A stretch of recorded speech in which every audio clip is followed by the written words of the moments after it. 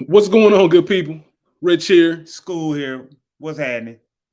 Welcome back to another episode of the Culture Garden Podcast. Yeah. Happy to be here with you again as we break down the best episode ever series, continuing with Martin. We made it, man. Season 5. Season 5. Season 5, 132 episodes. We get watched 132 episodes, really 131, because Yeah. episode 99 was Best of Martin. But man, it's been a journey.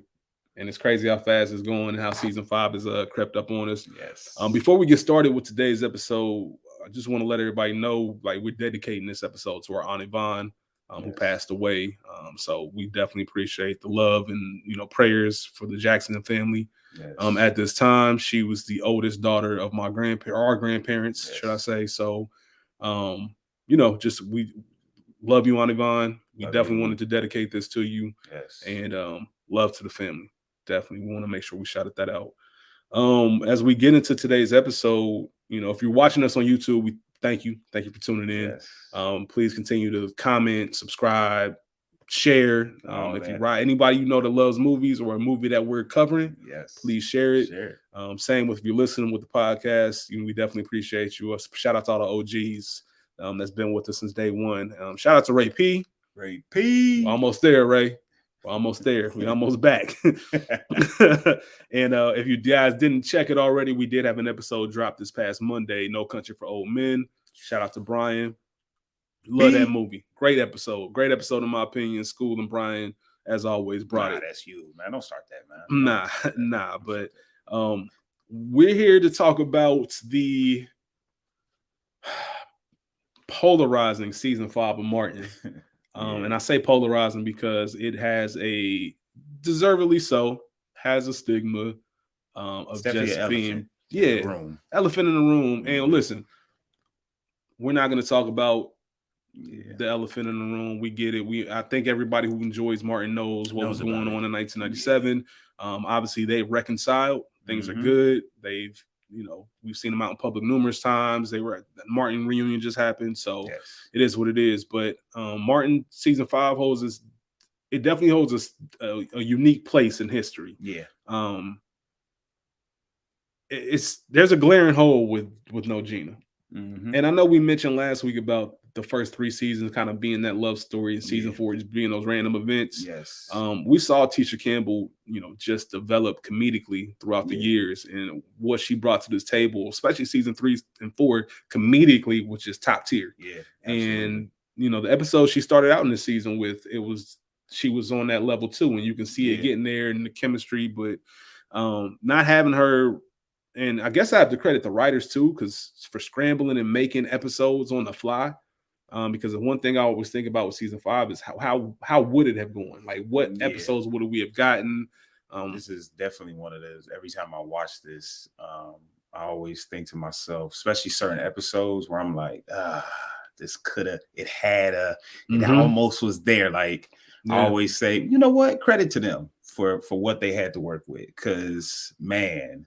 Yeah. And another thing I noticed about this season, rewatching it, is you could tell Martin was a superstar at this time. Like, Martin's swag was just on something different. Yeah, Martin's swag is definitely different. Season 5 swag is a lot different. We talk about season 1 is different just from an aesthetic standpoint.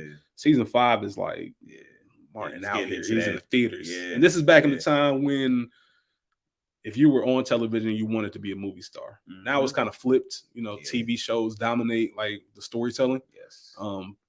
Movie stars are still around, but you got to be like a bona fide, like OG. For the most part. A couple young ones come through, but Martin was different. Let me ask you a question. I always say great shows know when to end. You know what I'm saying? Good shows not necessarily, but great ones know when they told their story. It wasn't clear going into season 5 that was planning on being the final season. But with the first 10 episodes with Gina, would you have wanted to see Martin continue, or do you think it was time for it to end? Oh man, I thought about this so much watching this season. I don't know. I really don't. Like, it was so, like we talked about the first 3 seasons. The 4th season was, but this season is a sitcom season. Like, it is very sitcom. Absolutely. Like, oh my goodness, That's the stuff they was doing. Like that's a great point. Martin was never sitcom-y. Like in this season was very sitcom. Very sitcom. So I don't know, because they definitely had to change a lot of things. So who knows? I think they might have want to go on. They want to go with kids because you could. Yeah, they probably was looking to add that character, but instead they added Shanice. Anyway, yeah. I would have liked to end that for that show to end with kids. Like, if they were gonna do the kid, I don't want to see the kid in the show.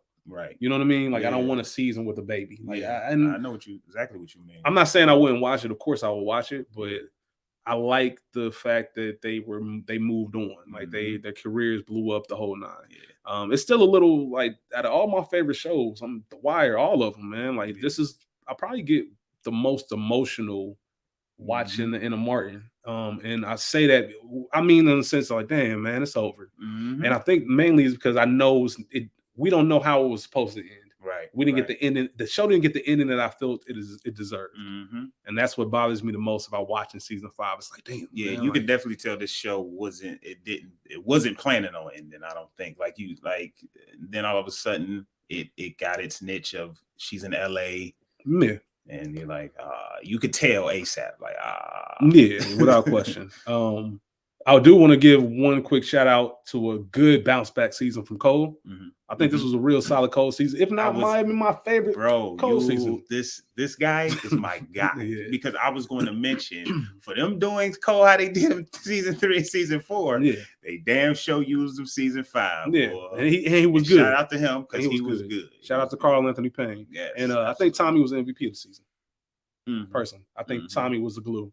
Especially once Gina's character was gone. Yeah, I just think that his character everybody had growth each year, but Tommy the more you watch this show, the more you you appreciate Tommy, man. You love Tommy. Like Tommy, one of them characters is hard to dislike. Yes. He did the most with whatever he had, whatever line he had, the whole nine. Thomas Michael Ford, man. R.I.P. R.I.P. Real quick, just want to go through some awards that this show was nominated for and won while it was on the air. Just want to make sure we give them this flowers and acknowledge the people who will also acknowledge them. Hey, I'm glad that we didn't have to experience that Gina not being there. Like turning on Martin, and could you imagine like watching it live? And when Martin, where Gina at? Like, nah.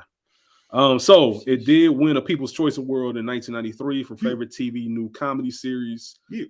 Ironically, Martin was nominated for 3 Kids' Choice Awards. I don't know why, because that's definitely not a show for kids, but he didn't win any of them, but he was definitely nominated. The Image Awards was a big show that they were nominated for a lot. 1996. Outstanding Supporting Actress in a Comedy Series, Marla Gibbs for her role as a housekeeper from Hell. She was a nominee. She didn't win. Outstanding Supporting Actor, Carl Anthony Payne for Cole. Thomas Michael Ford for Tommy. It did not. None of them won. Outstanding Comedy Series in 96 did not win, but it was nominated. Outstanding Lead Actress in a Comedy Series, Tisha Campbell, nominated. Outstanding Lead Actress in a Comedy Series in 90. This is 96 and 97. Excuse me. She was nominated both years. Martin was nominated in 1997 for Best Lead Actor. It was nominated for Best Outstanding Comedy Series, not Best Outstanding, excuse me, Outstanding Comedy Series in 94, 95, 96, and 97. It won in 94. Martin did win the Outstanding Lead in 1995. The show also won the Outstanding in 1990. Excuse me, they won in 94 and 95 for Best Outstanding Comedy Series. Damn, my bad, y'all. I know it might be confusing. I'm almost finished. Tashina Arnold won the Outstanding Supporting Actress in a Comedy Series in 1996, and Martin won again in 1996 also.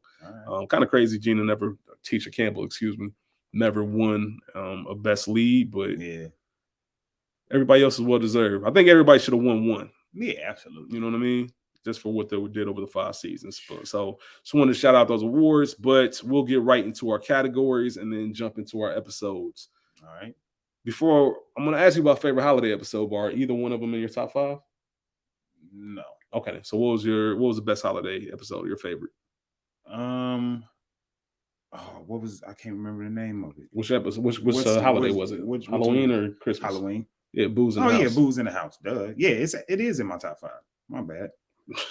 It is. All right. Well, we'll talk about that.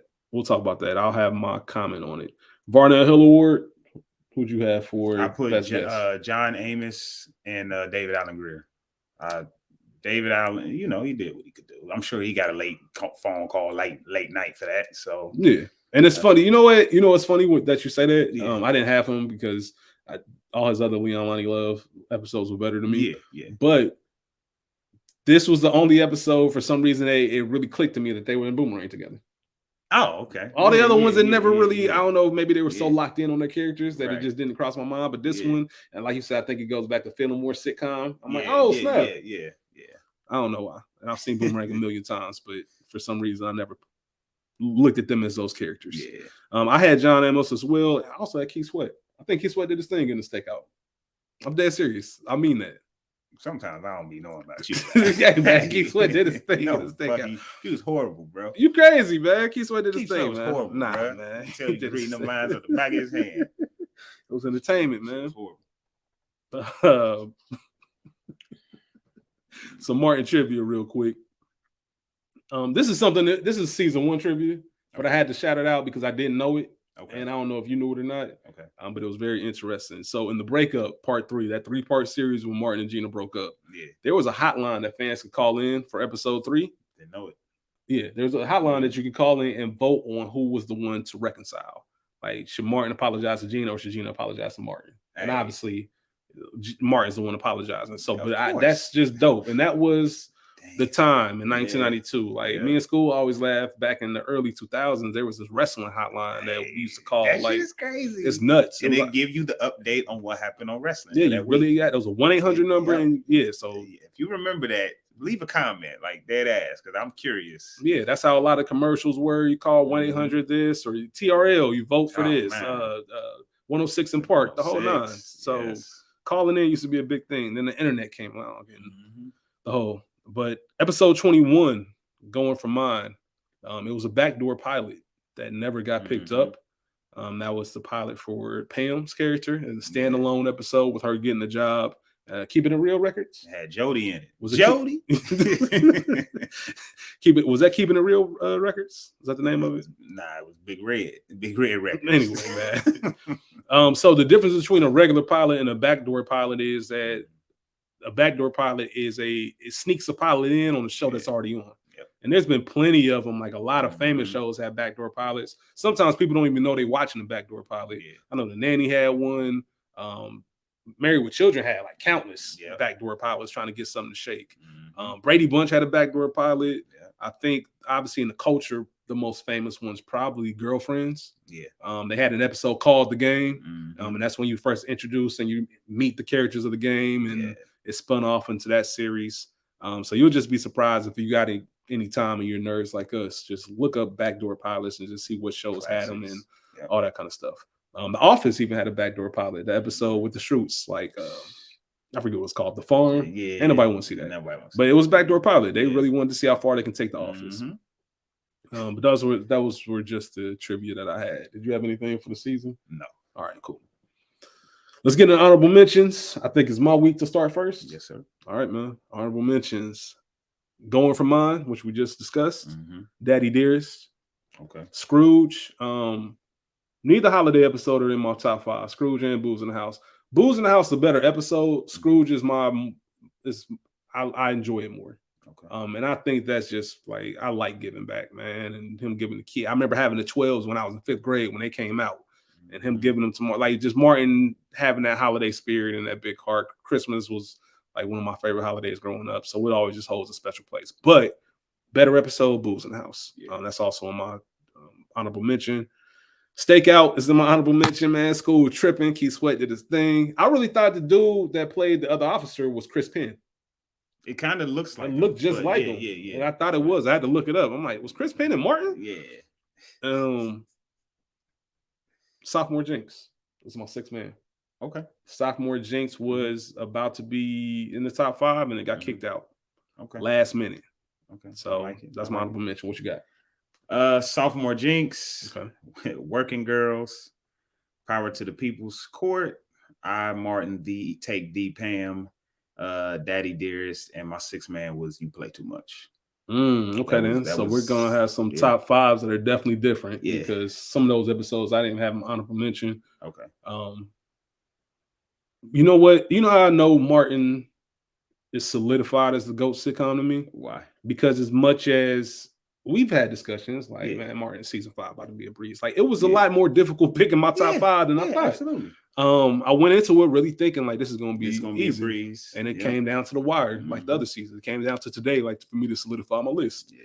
So we usually ask each other this off air, but I'm gonna ask you today. Do you think we got the same number one? And for those of you who have been watching, if this is your first time, me and School do not discuss these lists before we record. We come in fresh, and that's probably why you see some of the reactions that we have. You think we got the same number one? Okay. Yeah. We've only had it happen once, and that was in season 2. So, top 5. Number 5.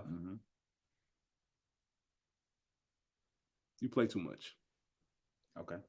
Because I've been doing this since Chips was out. Watching Erik Estrada bagging up at the Ramada. Hey. Shout out to Hove, man. Shout out to Erik Estrada who played Chip in this episode. It's just Martin seeking revenge. That's and that alone is a concept that sign me up. I'm in. And I love the fact that obviously in the opening where he's getting into his apartment, he was like, well, remember what they say. What goes around, sure enough comes back around. It'll be back around. It'll be like Martin already knew, like I'm about to be on some trash. And you know, first of all, you ever kicked anybody with a kick me sign on? No. Have you ever seen anybody get kicked with a kick me sign on? Yes. Have you? What happened after that? Nothing. That's crazy to me. Yeah. I wish I did get kicked and somebody said the reason why. This is the craziest part. Again, this is why this is my fucking brother. When I watched that episode, I had the same exact thought, and then I was like, you know what? I have seen it happen a couple times. Like, yeah, but I'm just, if you kick me and your reasoning is, well, first of all, you kick me, it don't matter the reason. But especially if your reasoning is because you had a kick me sign on you, then like I'm slapping you and whoever. Hey, man, it happens. Yeah, that shit wild. And he got kicked. Like she really kicked that man. And he went after, huh? Shout out to Martin's joke on Pam. Like that alone, that scene, like Pam, the physical comedy, her waving around with that chair. Her not being able to get some napkin and that cup off. Like Martin was his own one. Method Man, got to give him a shout out. Always. The whole robbery scene, Martin with that top, thinking he knows everything, and which technically he did. He was on top of it. He just had the wrong person. And the fact that Pam didn't know what Tommy was doing made it even more because Pam was on some like I did not do that. Yeah. And Tommy set it up the whole time. It was a genius idea. The frustration at the end of him seeing dude with his stuff on it, they talking about they can't do nothing. Like, nah, I'm not going, bro. He's not leaving. Yeah, he's not leaving my stuff on. That's some trash. So that made it to number 5. What you got? I like it. I got number 5 is waiting, debating, and ovulating, man. Really? Yes. Yeah, that didn't even crack my honorable mention. That's cool. I love that episode. First off, I love Shanae and Gina's interaction. Of course, Shanae just being her ignorant self, told Gina to do the light thing. And then even Pam, just Pam and Tommy trying to help, and when she gets into it with her not being able to resist cracking on Martin. He's so small he can get lost in the system, so we got to hurry up. right. Just little cracks like that. It's a good episode, man. I love it. All right. I ain't mad at you. Listen, all right. Not mad at you at all. Number 4. That was the first one without like predominantly without Gina, right? Yeah, because she's in the beginning. Yeah, she's in the beginning with Roscoe. Yeah, with Roscoe. Yeah. Okay, got you. All right. Number 4. Number 4. Working Girls. Okay. Working Girls. I'm not mad at it. Pam was fooling and power tripping. I'm gonna tell you why here in a second, why it's in the top 5 and why it could have been higher. Martin, Tommy, and Cole setting up that dish was cool. Pam power tripping was cool when she told Gina to get the coffee. And when I want to hear all your ideas. Well, I was thinking that ain't gonna work. That whole 9. But the reason this episode is when Gina popped in with dressed in that suit. Come on, man. That's top tier. That's good comedy. That's a season 4 episode. Tisha is on her shit. That's a season 4. She's the way she talks, her mannerisms. Gina Tay. Yeah. The number's right here. Right here, man. Dang, man. Shut up, man. You all indignant? Yeah. Hey. At the squad, you gonna see like yours mild. Like she was everything about that was comedy. Listen, that alone almost made it crack my top 2. For a split second, it was in my top 2. And I'm like, let me chill. You don't hang around a GOAT like Martin and not get something. Like you can tell they all picked up something. They physical comedy, all of them crazy. Yeah. But that moment, man, when she walked in and the whole like, bruh, I love that scene. Like that's one of my favorite scenes in Martin because Gina delivered, Tisha delivered. Should I say? I always forget, and like you said, that's a season 4 episode. Yeah, to me, I kind of I know what you mean exactly because I always forget that's a season 5 episode. Because I look forward to watching that episode every time. And it's in season 5, so for sure. Yeah, I just love that dynamic. So that was my number 4. What you got? Snow White. Oh, Snow White, man. Okay. Yeah, written by Bentley Kyle Evans. He's a legend. I was glad to see his pen at work. They introduced Shanice on this episode. That's probably my only real complaint about Martin was them introducing this character. We already had Cole, like it's just being dumb, and he was perfect dumb. So this is why I asked you last week if Martin ever had a jump in the shark moment. Okay.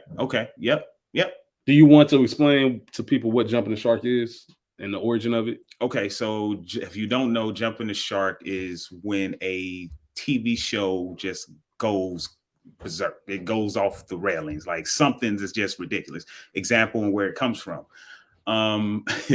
It's a show called Happy Days. And in Happy Days, Fonz was the main character, the main guy. And for some reason, they have him on the beach and he's literally jumping a shark. He's on a surfboard, jumping a shark. Ridiculous. And it's so ridiculous. You're like, why is this even happening? It's one of them, like, it's one of them. It's a moment. It's when I said earlier, great TV shows know when to end. This is what happens. Jumping the shark happens when a TV show doesn't know when to end. Yes. And they're trying to prolong it and they add new characters and stuff. Yes. A lot of people count Nikki and Fresh Prince of Bel-Air as them jumping the shark, especially with his age development in one season. Like same with the Cosby Show. They brought in Raven Simone. They're trying to save their show. The point of that too was to bring people in. They made it a 2-parter. Now you have to come back and see. Like, is Fonz really gonna jump this shark? Like, this is stupid. I gotta come see. Like, so that's when the show lost his leg. So I don't know if Shanice counts as that. But I think, in my opinion, I think they wanted, especially with seasons 3 and 4, which when it was such a coupley, double date-ish type of seasons. I think they wanted somebody for Cole and see what that looks like. Because obviously we had Big Shirley, but we never saw that. So I think them two. I respect that. What I believe that's happened is the writers didn't quite know what was going to happen. But I was going to say that, but Shanice was there in Snow White. Oh, yes, she was. So Gina was still there. You're right. So that's why, otherwise I'd be 100% with you. Yep. And I was like, damn. All right, cool. That's your number 4. Hold on, because I wanted to say shout out to Dr. Umar, aka Taheem. Aquanetta, bro. There's no way that I thought that you was bringing a white woman. Like Martin said, like, hey, got nothing to do with nothing. You named her Aquanetta. Like, come on, bro. Tommy he's a little off sometimes, man. Hey, man.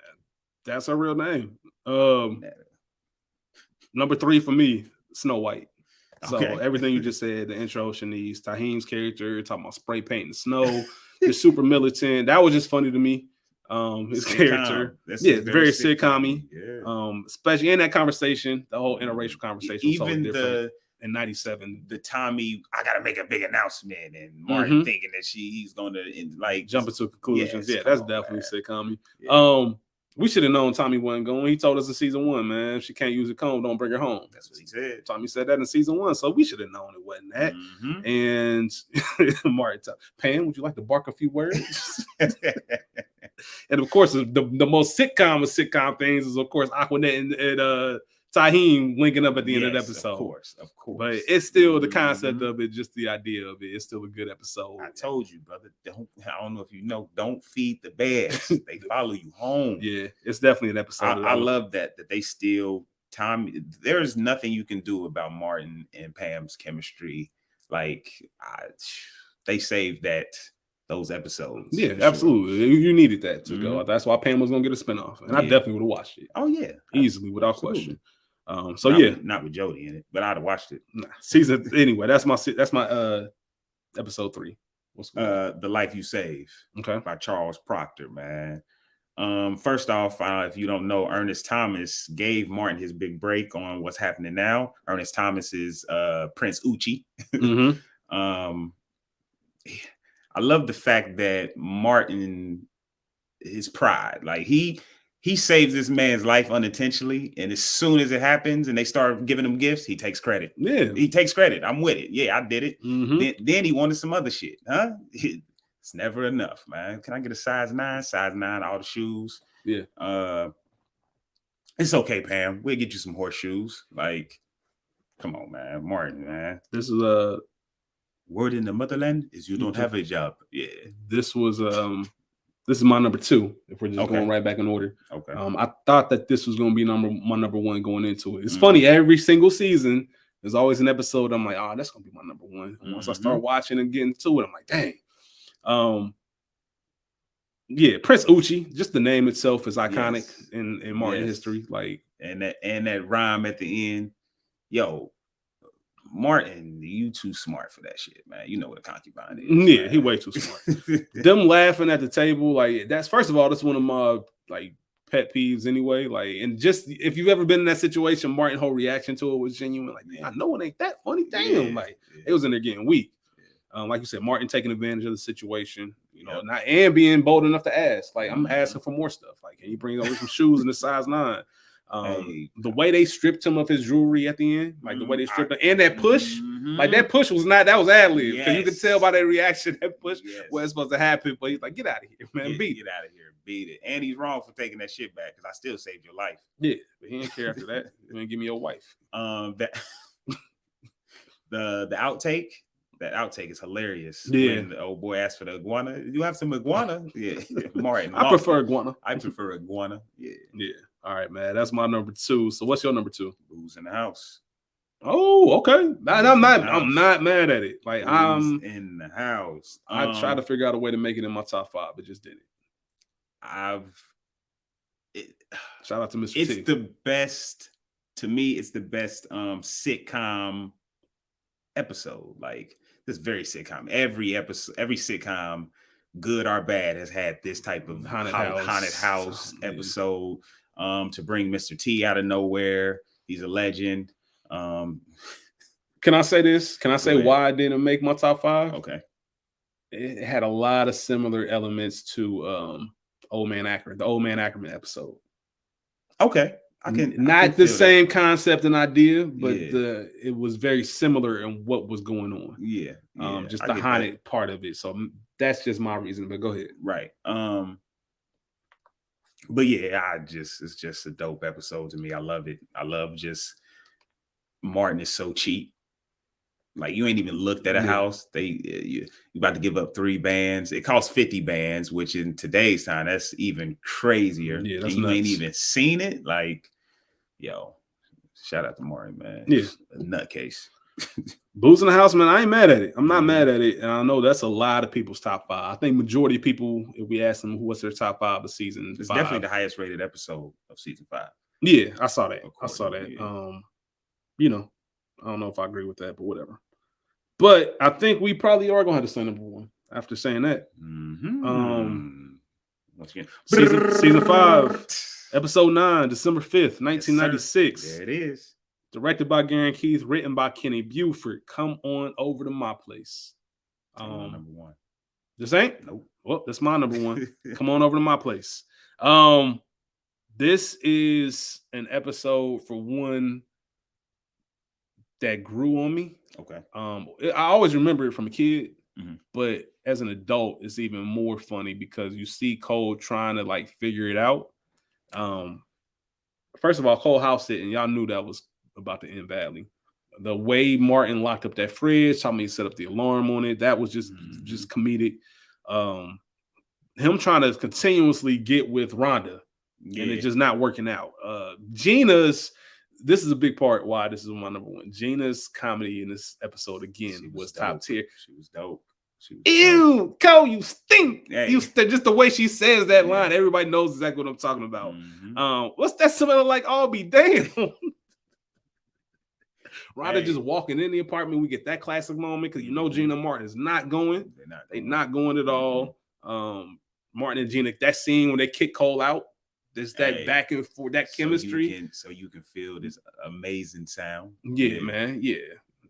The facetious, and she's not being facetious when she says that. What's facetious? Man? You know what? It don't even matter at this point, Cole. It don't even matter. Like they were just fed up, man. Get out. Like you gotta slide. Hoghead cheese. Gotta shout out some hoghead cheese. Hoghead cheese. Shout out to Ed Lee. Yeah, shout out to Granddad, man. If you don't know what hoghead cheese is, first of all, don't hoghead cheese. Yeah, don't eat it for one. My granddad used to eat that all the time. I loved it. With it. Nah, it's to each his own. To each his own. Shout out to Eddie Lee. Lee. That's just my number one episode. I think that Cole deserves some love for what he brought to this season. And I think this was just this was exactly what it would look like if Cole moved out on himself by himself. And it's them trying to, I remember being young and the funniest thing ever to me was you got to go outside to change your mind.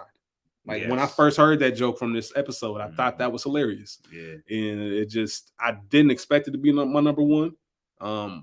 Snow White was there for a second. Working Girls was almost my number one, honestly. Okay. And I'm not mad at that either. But I think, you know what? Here's my number one. Hold on, time out. You know what? Can I make a change? Listen, man, this is your list. Yeah, this is my list. Working Girls is my number one. Everything else gets bumped down one. All right. Working Girls my number one. Working Girls your number one. The more I think about it, that scene with Gina dressed up as a Jean, I'm sorry, that's the funniest scene in this season to me.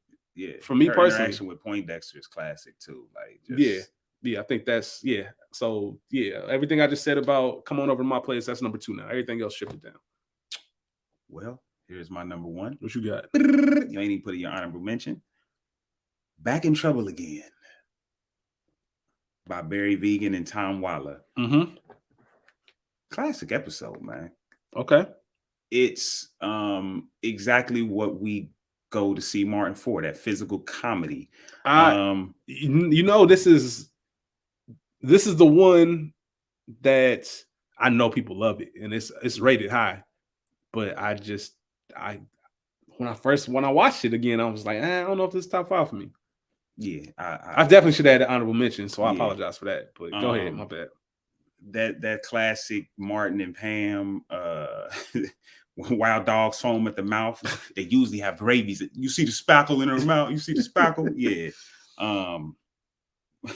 Hey, we even want you on the bench, Pam, or on the bench, Pam. Yeah. And she know it's coming. She's like, why is that? So we can sit on your furry coat and not get splinters. Like, come on, man. And one of my favorite scenes of this is when she's about to leave. Don't leave, Pam. No, don't leave, Pam. Till I kick you out. Yeah, that was hilarious. And I've been in that position of having a good game, not as much as my guy here. Oh, man. But having a good game and you just feeling like whoever the guy is. You feel like LeBron. Man, you should have, baby. It was a point where I was hooping today. I was hooping. Like for real. And I didn't even feel like I had the ball in my hand. Like every time I touched it, that bitch was wet. Like that's crazy. The ghetto chiropractor, can't say that word, fixed them up real nice. Like, yo, got them together. They should have George Jefferson come back, give him the George Jefferson walk. Hey, the dance he did after he kicked everybody out, like feeling good. Come on, man. That was the lead. That scene is like the lead into movies like Blue Streak and Nothing to Lose and Big Mama House, like that kind of physical comedy. Like you just see that in all those movies. So he killed it. And we already talked about how sitcomish this season has been. Yours kind of your original number one was kind of sitcom-y.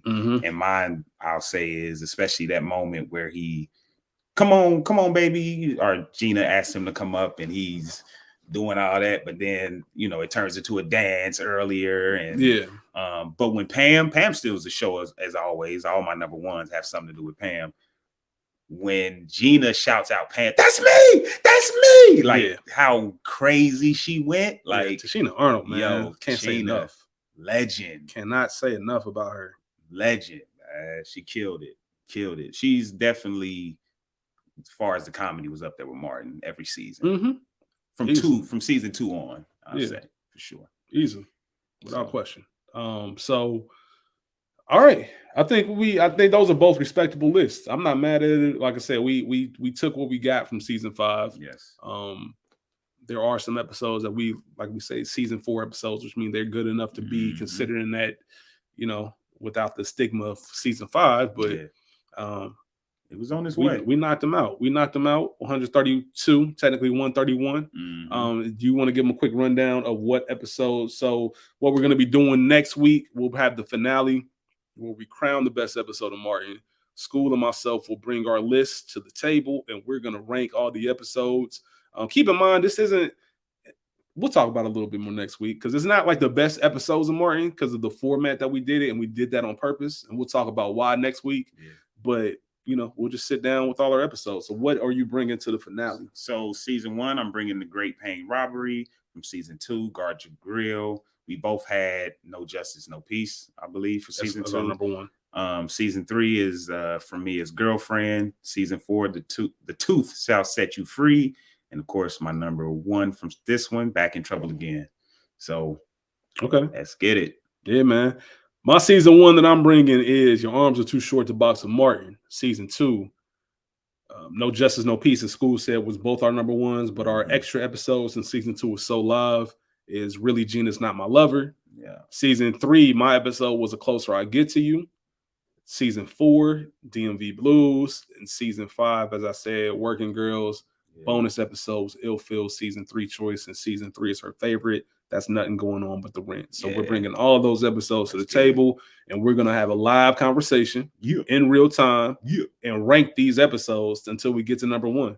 And there's going to be times where we're really going to have to compromise. There might be an episode where, like, School, you tripping. I cannot rank this episode this low. And he might have the same, and we're going to have to try to figure it out in real time. So it's going to be fun. Like I said, this is it's funny, man. Somebody hit me up, and we were talking about the reaction last week of DMV Blues and stuff like that. Yeah. And he was telling me, like, man, like, I was really thinking about what my top 5 episodes would be. And it's like way harder than I thought. And I'm like, bro, this is stressful. This has been a nerve-wracking 5 weeks. But we here. We at the end. Together. We're going to see y'all next week for the finale. Once again, love, R.I.P. Ani Bond. Love you. Definitely. Thank y'all for tuning in, for listening as always. Y'all be cool. Y'all be cool. Peace.